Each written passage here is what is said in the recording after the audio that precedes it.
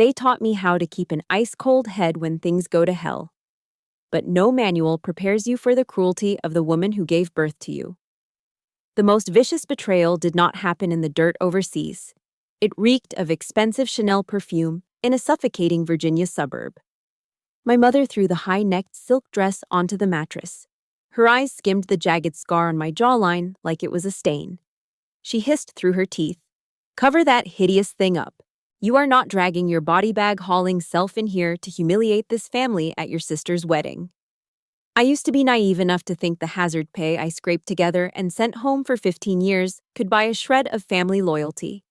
But as my fingers brushed the inked trident under my sleeve and I watched my own father cowardly avert his eyes in the hallway, I realized how wrong I was. The coldest enemies do not wear uniforms. They wear designer labels. They smile politely. They force you to strip away your own dignity just to protect their hollow vanity. My name is Leilani Berry, Commander, United States Navy. Let me know where you are listening from in the comments. Hit like and subscribe. Because the way I rip her mask off in the middle of that ballroom tonight, it will not leave them a single way out. The crystal whiskey glass shattered against the imported marble. The sharp crack tore right through the soft jazz drifting from the stage. Silence swallowed the ballroom. Hundreds of faces snapped toward our corner. The clinking of silver forks against fine china stopped dead. I did not flinch. I did not blink. My leather shoe slid back exactly half a step, shifting my weight. My eyes automatically cataloged the room. 2 exits by the kitchen, 1 grand double door in the rear. No immediate threats. Just a room full of people wearing clothes that cost more than a year of my life. Andrew Gordon, the billionaire defense contractor and father of the Groom, stood completely frozen, his face drained of color. He ignored the amber liquor pooling at his expensive leather shoes. His eyes were glued to my wrist, to the dark ink peeking out from under the cuff of my gray suit. I held my water glass steady. The condensation dripped down the smooth glass and soaked into my fingers. Rough fingers, deeply calloused. A sharp clatter of stilettos cut through the heavy quiet. Maria lunged forward. She shoved herself directly between me and Gordon. Her shoulder slammed into my chest, violently forcing me a step back. The stiff, heavily starched collar of her designer jacket scraped raw against the thick, jagged scar running under my chin. I did not rub the scar. I just pressed my thumb into the center of my palm. I traced the heavy ridges of dead skin. Calluses earned from gripping the steel handles of stretchers, dragging them across burning, blood-soaked sand. Those were the hands that earned the hazard pay. The same money I sent home every single month for 15 years to cover Emily's college tuition. The money that paid for the towering floral centerpieces sitting on every table in this damn room. And now Maria was sweeping me behind her back like a pile of dirty laundry. She loved the checks I sent. She just could not stand the sight of the hands that signed them. Maria reached out and grabbed Gordon's forearm. A sugary, suffocating smile stretched across her tight face. "Mr. Gordon," she cooed. Her voice dripped with an aggressive fake warmth. "Please excuse her. She just does paperwork." "A desk clerk down in Virginia. She's a bit clumsy, that is all. Let me just take her outside to clean up." While she smiled at the billionaire, her left hand snaked behind her back. Her manicured acrylic nails dug viciously into my bicep. She pinched the skin through my shirt, twisting it. A silent, violent threat. "Shut up. Hide." It was the exact same gripping pain I felt as a kid whenever important company came over. The physical reminder that I was a stain on her perfect suburban image. She squeezed harder, her breathing shallow and fast. She tried to pull me toward the swinging kitchen doors, into the shadows. Gordon did not move. He yanked his arm out of Maria's grip with a sudden jerk. He stepped around her, completely ignoring my mother as if she were a ghost. His heavy gaze dragged from the cuff of my shirt up to my scarred jawline and finally locked onto my eyes. I stood perfectly still. I did not pull my arm back. I did not hide. The gray fabric of my sleeve shifted just enough to expose the full, undeniable shape of the trident tattoo on my forearm. Gordon's chest heaved. He let out a heavy, ragged breath that sounded like a man drowning. His hands started to shake. His voice cracked when he finally spoke, a raw, hoarse whisper that carried through the dead, suffocating silence of the ballroom. "Death Widow," The sharp, pungent sting of spilled whiskey rose from the cold marble floor. The smell hit the back of my throat, sour, bitter, ashy. It was not just the smell of liquor, it was the scent of a cheap, burning mistake. That exact smell grabbed me by the collar and dragged my mind violently backward, straight back to a suffocating metallic room. 3 days ago, the sour smell of whiskey faded, replaced instantly by a ghost. The heavy, powdery stench of Chanel No. 5. It dragged me backward. 3 days ago, Norfolk, Virginia. My apartment was dead quiet. The air smelled of stale coffee and bleach. No pictures on the walls. No soft rugs on the concrete floor. Just a cold metal dining table and a green duffel bag sitting by the front door. My phone vibrated against the steel table, a harsh, grinding noise that rattled the cheap coffee mug next to it. I stared at the screen. The name flashed in bright white letters, Maria. I knew what she wanted. I knew that smell. It brought back the exact feeling of being a 12-year-old kid forcefully shoved up the carpeted stairs. Stay in your room tonight, Leilani. Mr. Gordon is here for dinner. Emily is going to play the piano in her new velvet dress. Emily got the spotlight. I got the closed door. I was too rough, too quiet, a bad fit for the perfect suburban family portrait. I was a stain they had to bleach out before company arrived. I let the phone rattle against the metal for exactly 4 rings. I hit accept. I saw the flight receipt, Maria said. Her voice was smooth, like velvet wrapped tight over barbed wire. Not, how are you? Not, are you safe? I had been gone for 8 months, working 20-hour shifts, smelling nothing but sweat, diesel, and copper blood. But to her, I was just a walking ATM machine that had finally touched down in her time zone. I sent a package to your apartment, she continued. Her breathing was quick and shallow, the same anxious rhythm she got when she was losing control. It is a silk dress, long sleeves, a high collar. It will cover everything. The ugly marks on your face, the ink on your arms. I pressed my thumb hard against the sharp edge of the metal table until the skin turned white.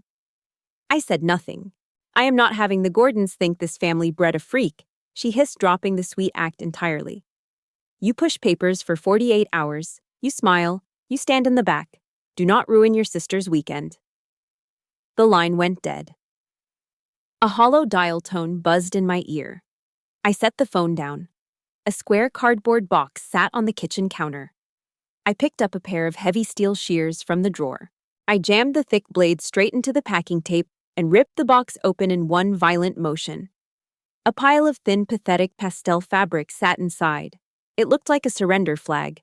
I pulled it out. The material was cold, flimsy, and weak. It was a garment designed to erase me, to hide the very things that kept me alive. Also, Maria could sip champagne and pretend her family was flawless. I balled the expensive silk up in my fists. I squeezed it until my knuckles ached. Then I walked over to the kitchen corner and threw the dress straight into the trash can. It landed on top of wet coffee grounds with a soft, pathetic thud. Has your own family ever tried to hide you away just to protect their fake public image? Drop a yes in the comments right now if you know exactly how that feels. Hit that like button and subscribe to the channel. We do not let toxic people dictate our worth here. I turned my back on the trash can and walked into the bare bedroom. I opened the closet door. I bypassed the row of empty hangers and reached for the thick plastic garment bag hanging in the back. Inside was a charcoal gray suit, sharp shoulders, heavy fabric, built for someone who stood tall. Built for someone who did not flinch when the world started screaming. I laid the suit flat inside my leather suitcase. I smoothed out the lapels. The thick, coarse fabric felt real under my rough hands. I grabbed the heavy metal latches of the suitcase and snapped them shut. The harsh crack echoed loudly in the empty apartment. If I did not defend my own scars, no one in that house ever would. Friday night. A high-end restaurant sitting right on the edge of the James River. I pushed through the heavy glass doors. The charcoal gray suit fit tight across my shoulders. My black dress shirt was buttoned all the way up to my collarbone, hiding the jagged edges of the scar on my neck. My eyes instantly swept the room. I counted the tables. I marked the exits. an old habit hardwired into my brain. The room smelled like expensive roasted meats and artificial vanilla candles. It was a long way from chewing dry, chalky, vacuum-sealed ration packs in a dirt trench. I spent years swallowing cold food in the dark, calculating every single dollar I could wire back to Virginia. I paid for the very chairs these people were sitting on. Maria spotted me from the bar. The bright practiced smile on her face completely vanished. She crossed the room fast. Her heels clicked sharply against the hardwood floor. She did not hug me. She grabbed my forearm, her acrylic nails pinching hard through the heavy wool of my sleeve. "I told you to wear the dress," she snapped under her breath. Her jaw was tight. She smelled like a mixture of expensive floral perfume and sour, nervous sweat. She yanked my arm, pulling me away from the bright center of the room. She dragged me toward the shadows in the back. "Sit at table 12. Do not wander around." I pulled my arm free. I did not say a word. I just looked at her. I turned and walked to the small round table shoved into the darkest corner of the room. Table 12 was inches away from the swinging kitchen doors. Every time a waiter rushed through, a blast of hot, greasy air hit the back of my neck. The smell of burnt frying oil completely overpowered the vanilla candles. I looked down at the table setting. There was no folded napkin, no silver cutlery, no name card. I pulled out the empty chair and sat down. Across the massive dining room, the head table glowed under a crystal chandelier. The perfect family. Emily was laughing, wearing a white silk dress. Next to her, my father stood up. David held a tall glass of champagne. He was getting ready to make a toast. He tapped his fork against the glass. The ringing sound silenced the room. He looked up, scanning the crowd, and his eyes locked directly onto mine. I sat perfectly still. I waited. Just a nod. Just a hand gesture to call his oldest daughter up to the family table. David's hand trembled. He blinked fast, breaking eye contact. He cleared his throat loudly and looked down at his plate. He chose the easy way out. He chose cowardice. The kitchen doors swung violently open. A rushing waiter slammed a heavy plastic tray hard into my left shoulder. "Watch it," the waiter muttered, not even looking back. I did not rub my shoulder. I did not slouch. I adjusted my posture, planting my boots flat on the sticky wooden floor. I squared my shoulders and rested my rough hands flat on my thighs. Guests walked past my table on their way to the restrooms. They threw me sideways glances, judging the dark suit, judging the harsh scar on my jaw. Let them stare. I had survived choking dirt storms that stripped the skin right off my knuckles. I had slept on cold concrete floors while sirens screamed overhead. Sitting alone in a dark corner of a fancy restaurant was not going to break me. It was just a final quiet confirmation. I reached for the cheap plastic pitcher sitting in the center of the bare table. I poured myself a glass of tap water. The condensation dripped onto my suit pants. I raised the glass and drank it straight down. I looked at the laughing crowd at the head table. I had absolutely nothing left in that family. I was bankrupt of blood. And for the first time in 15 years, that thought did not hurt. The memory of that cheap apartment clicked off, throwing me violently back into the blinding lights of the ballroom. Back to the smell of spilled whiskey. Back to Maria's acrylic nails digging viciously into my arm.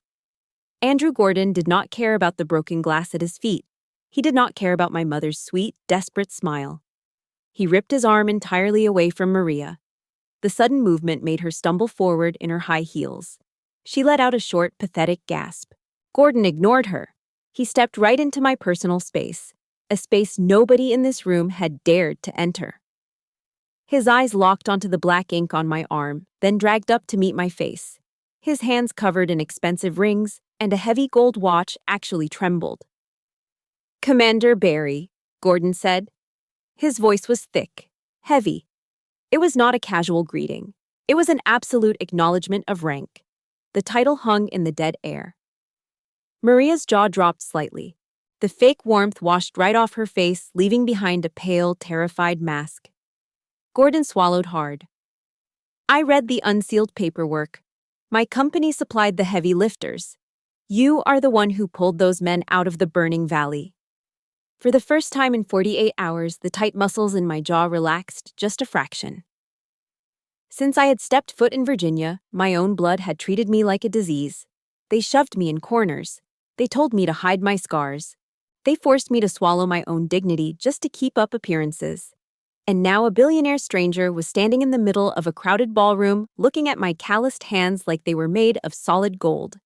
He was looking at my scars and seeing exactly what they were, the price of saving lives. I did not smile. I gave Gordon a single stiff nod. A silent confirmation from someone who had seen too much dirt and fire to brag about it.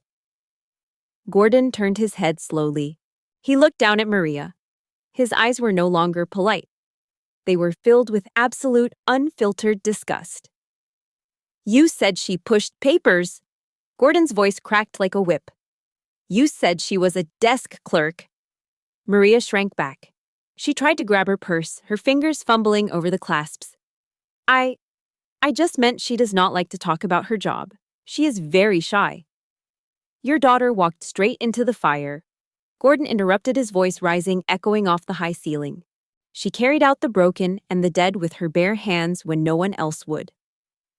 She is the death widow. A collective sharp gasp rippled through the crowd of silk and tuxedos. The guest people who had spent the last hour side-eyeing my gray suit and scarred chin physically took a step back. The whispers started immediately. The pity in their eyes vanished, replaced instantly by shock, and then by raw fear and respect. Maria stood completely paralyzed. The perfect, pristine bubble she had spent 15 years blowing up was just violently popped by the richest man in the room. Her carefully crafted lie was dead on the floor. I watched my mother. I waited for the shame to set in. I waited for a sliver of regret. Maybe a tear. Maybe an apology for trying to erase the most important thing I had ever done. But I forgot who I was dealing with. A cornered animal does not apologize. It bites. Maria's pale face flushed a deep, ugly red. The skin around her eyes tightened. Her chest heaved, her expensive perfume mixing heavily with the sweat of pure, unfiltered humiliation. She did not look at Gordon. She turned her head slowly and locked eyes with me. There was no love in that look. There was only absolute, toxic hatred. She opened her mouth, her teeth bared, sucking in a sharp breath. She was preparing to spit out the most vile, venomous thing she could think of. The entire ballroom held its breath. Hundreds of eyes darted between Andrew Gordon and my mother. Maria's face hardened. She took a physical step backward. Her expensive heel scraped sharply against the marble. It was a raw, unfiltered reaction. She was pulling away from me, looking at me not like a daughter, but like I was carrying an infectious disease. She turned to Gordon. She forced a stiff, unnatural smile, her eyes darting nervously around the silent crowd. "Mr.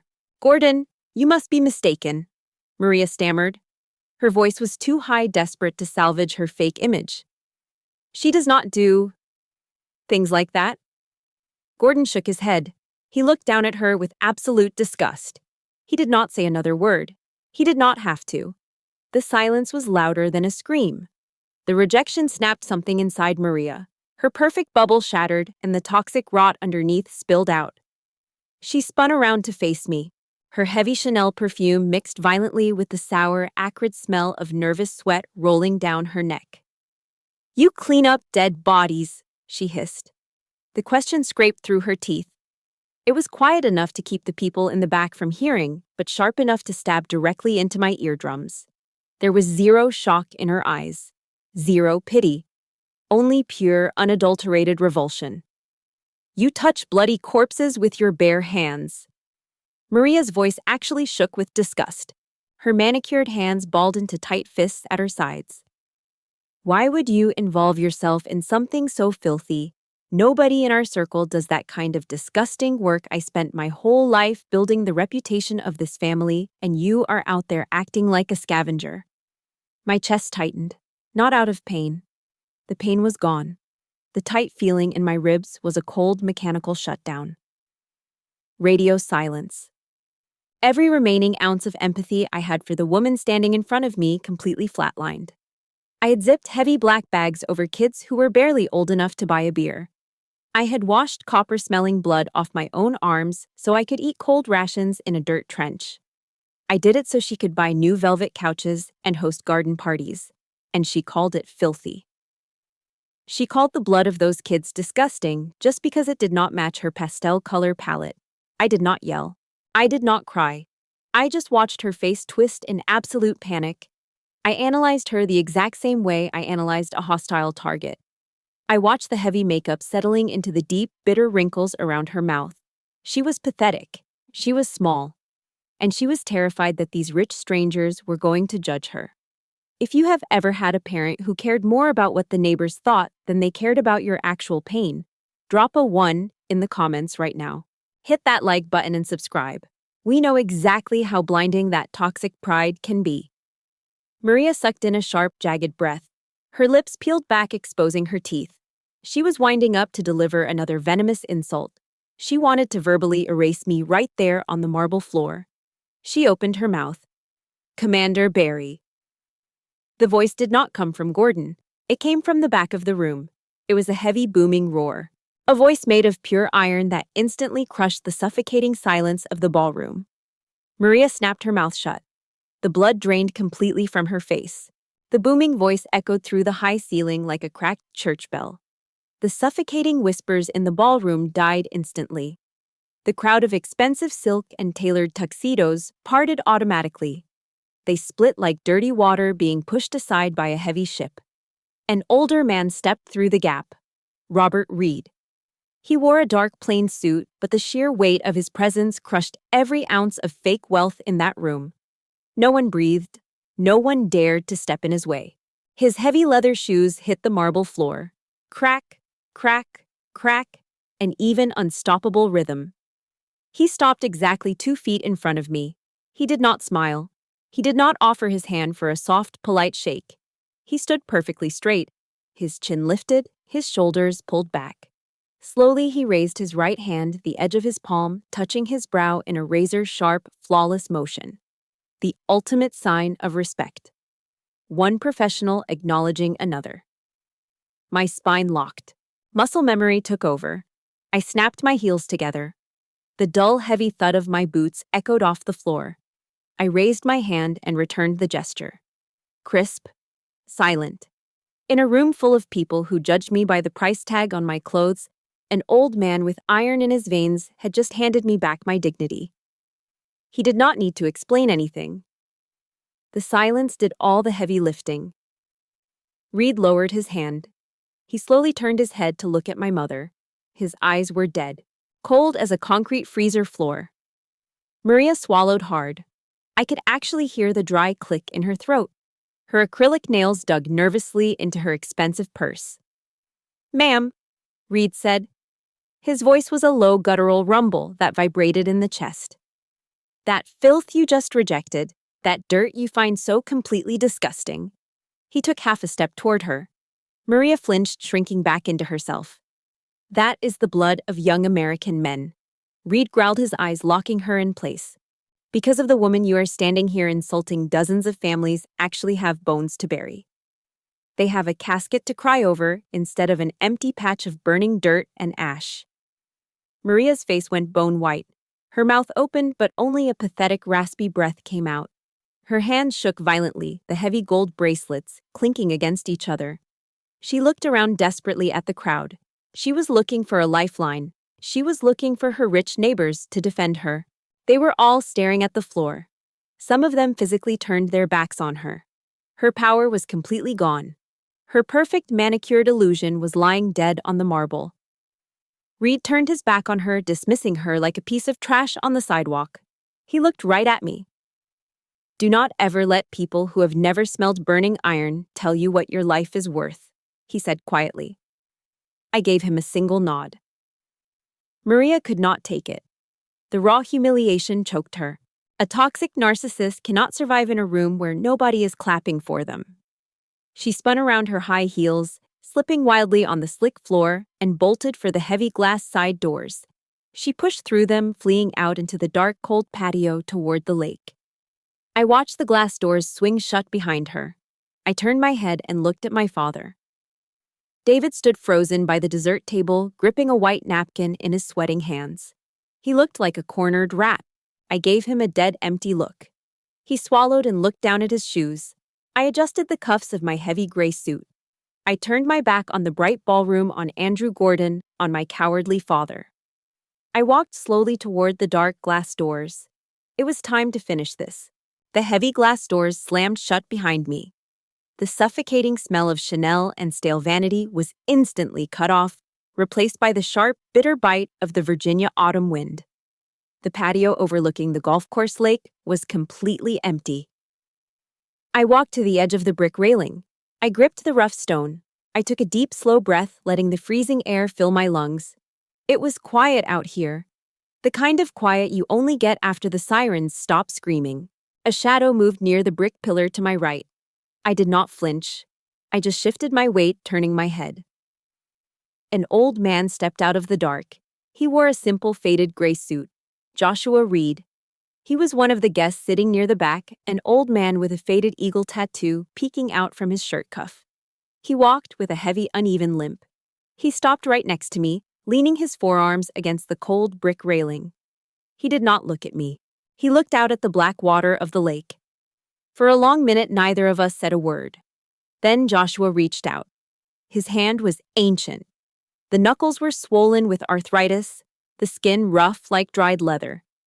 He brought that heavy hand down on my shoulder. A single, solid pat. It was not a gentle gesture. It was a grounding one. "My grandson was in the sandbox," Joshua said. His voice was raw, like gravel dragging across a steel plate. He made it back, but the noise in his head never stopped. He took his own life 3 years after he came home.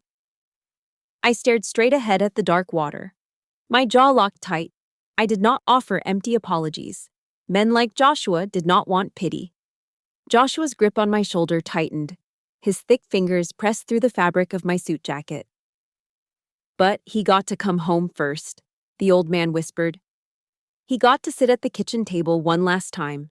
He got to look his mother in the eye and say goodbye. And he only got to do that because you dragged him out of the burning dirt." The wind whipped across the patio, biting into my neck. I nodded once. A short, sharp movement. I did not cry. Crying was for people who had the luxury of falling apart. What Joshua's words did was completely different. They did not make me weak. They pumped a stream of absolute freezing ice right into my veins. I carried the physical weight of broken men. I carried the mental weight of the ones who came back hollow. I lived with the ghosts of boys who would never see 30. And the woman who gave birth to me had just stood in a room full of billionaires and called that sacrifice filthy. She called it a stain on her suburban reputation. Joshua pulled his hand back. He gave me a slow nod, turned, and limped quietly back toward the building. I stood alone in the dark. My hands let go of the brick railing. I smoothed the lapels of my gray suit. Every muscle in my back straightened. Clack, clack, clack. The frantic, aggressive sound of stilettos hammering against the patio bricks tore through the quiet night. I slowly turned around. Maria burst through the glass doors. The wind hit her instantly, blowing her perfectly styled hair across her face. She looked unhinged. The thick layer of expensive foundation was starting to melt, streaked with angry, humiliating sweat. Her chest heaved. Behind her, David scurried out like a frightened stray dog, his hands hovering nervously in the air, trying to calm her down. She was charging straight at me, her eyes wild, her teeth bared in the dark. I did not step back. I planted my boots flat on the bricks. I let her come. Maria charged across the brick patio. The heavy gold-tinted light spilling from the ballroom windows cut across her face, highlighting the absolute madness in her eyes. "Why do you always have to destroy this family?" she screamed, her voice cracking over the cold wind. "Why do you have to humiliate me in front of my friends? You just want to ruin your sister's wedding, do you not?" She threw her hands up, her expensive purse hitting her hip. She was doing what she always did, gaslighting, playing the victim, twisting reality until she was the one bleeding from the wounds she inflicted. Behind her, David shuffled forward, his hands twitching nervously by his sides, a pathetic shadow trying to keep the peace. I did not step back. I stood perfectly still, letting her rage wash over me like cheap rain. "Destroy the family," I said. My voice was completely flat, quiet, It carried the chilling mechanical calm of a person who had spent years making life or death decisions in the dark. I stepped forward. Just one heavy, deliberate step. The physical shift forced Maria to freeze. I did not destroy anything, Maria. I just pulled down the rotting curtains you spent 15 years hiding behind. Her mouth opened to argue, but I cut her off. I did not raise my voice. I did not have to. You feel humiliated because I clean up dead bodies. I took another step, towering over her, forcing her to tilt her head back. Listen to me very carefully. While Emily was crying over whether her wedding roses should be blush or white, I was closing the eyes of 20-year-old kids who were missing half their bodies. While you were obsessed with finding a high-necked silk dress to hide my scars, I was sitting at a folding table writing letters to young widows whose husbands were never coming home. Maria's chest heaved. The breath rattled in her throat. She looked left then right, desperate for a way out. That is enough, David croaked from the shadows. He shuffled forward, raising a trembling hand, trying to step between me and his wife. The ultimate enabler. He was ready to protect her feelings, just like he always did when she locked me in my room as a kid. I snapped my head toward him, my eyes locked onto his face. I did not scream. I dropped my voice an octave, using the absolute crushing weight of a person who is entirely used to being obeyed. Silence. It hit him like a physical blow. David jerked backward, his raised hand dropped to his side. He closed his mouth, his eyes wide with fear, and shrank back into the dark corner of the patio. He was done. The very last line of defense Maria had in the world had just surrendered. Have you ever had to finally stand up and silence the people who enabled your abuser? Drop a "done" in the comments if you know exactly how freeing that moment feels. Hit that like button and subscribe. We do not let them rewrite history anymore. I turned my attention back to Maria. She was completely isolated now. She stood alone on the cold bricks, the wind tearing at her perfect hair. She was out of lies. She was out of allies. And for the first time in my entire life, she was completely out of power.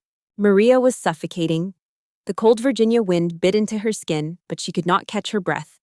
Her expensive manicured hands gripped her purse so tight her knuckles were completely white. I leaned forward, closing the distance between us. I did not raise my hand. I did not touch her. I just let the absolute freezing weight of the truth press down on her chest. You called me cold-blooded, I said quietly. You mocked my job. But do you know what the most bitter joke is? Maria out in the dirt. Strangers who do not share a single drop of my blood were willing to take a bullet for me. Maria let out a ragged, trembling breath. Her eyes darted wildly, refusing to lock onto mine.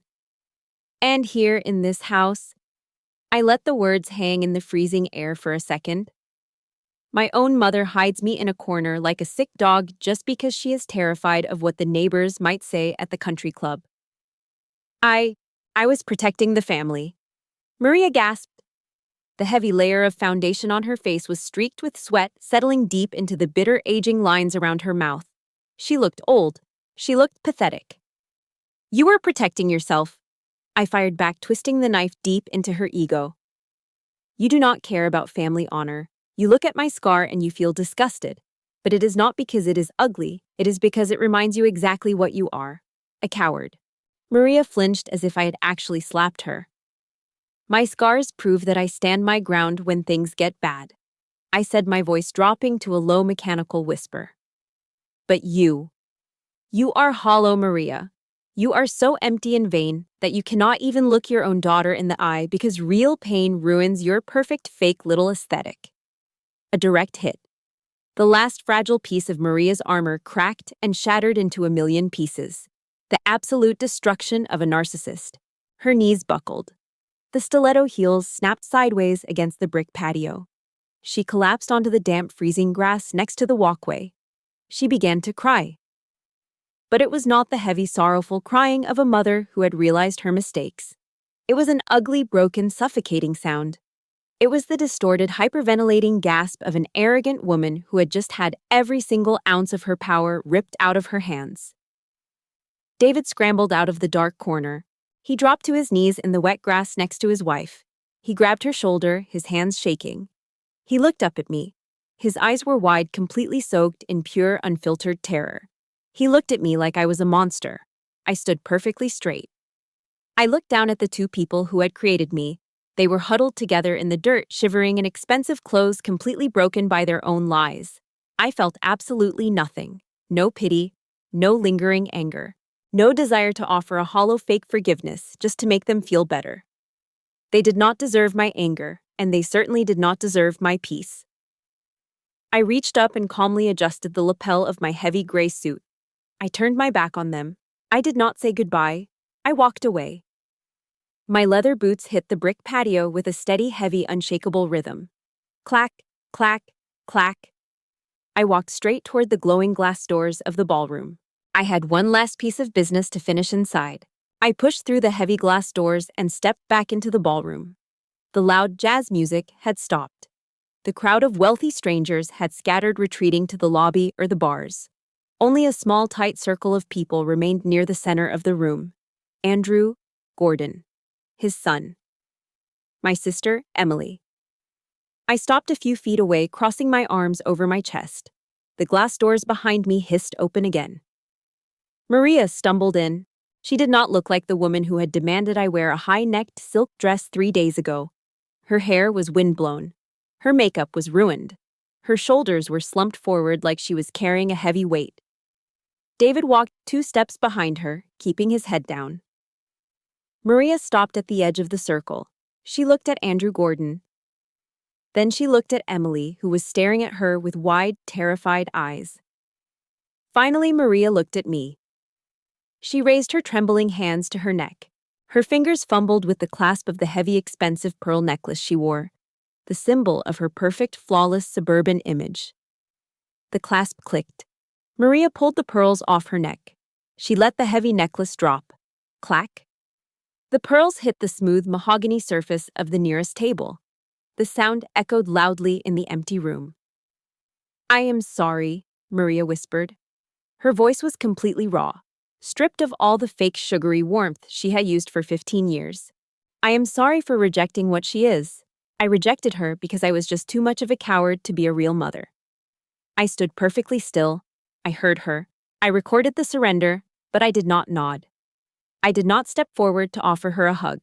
I did not say, "It is okay," because it was not okay. A public apology does not erase 15 years of hiding me in the dark. Suddenly, Emily broke away from the Gordon family. She crossed the marble floor, running her white dress swishing loudly. She crashed into me, throwing her arms around my neck, burying her face in my shoulder. She was crying. Heavy, honest tears. My arms stayed locked across my chest for a second. Muscle memory. A natural defense against physical contact. Then slowly, I uncrossed my arms. I reached up and wrapped my rough hands around her back. I hugged her tight. I let her feel the warmth that Maria always claimed I lacked. I let her know that I was not a cold machine. I was just someone who had been forced to freeze over to survive in this house. After a long moment, I pulled back. I looked at Emily. I gave her a small, genuine smile. Then I turned around and walked out. I pushed through the front doors of the country club and walked out into the cold parking lot. The gravel crunched heavily under my boots. I popped the trunk of my old beat-up truck. I grabbed the heavy canvas duffel bag off my shoulder and tossed it inside. It landed with a dull, heavy thud. I slammed the trunk shut. I did not look back at the brightly lit building. I did not look back at the fake pink suburban house in my rearview mirror. That version of my family was completely dead to me, and in its place, a totally free woman was finally breathing real air. I climbed into the driver's seat and turned the key. The heavy engine roared to life, a deep, aggressive rumble that shook the steering wheel. I shifted into gear and hit the gas. The truck tore out of the parking lot headlights, cutting a sharp path through the dark Virginia night, heading straight back to the shipyards. Blood does not make you family. Loyalty does. Willingness to stand in the fire for someone else makes you family. Never let a toxic person force you to scrape away your own dignity just to serve their hollow vanity. Thank you so much for listening to my story tonight. Stay strong, protect your peace, and I will see you all in the next one.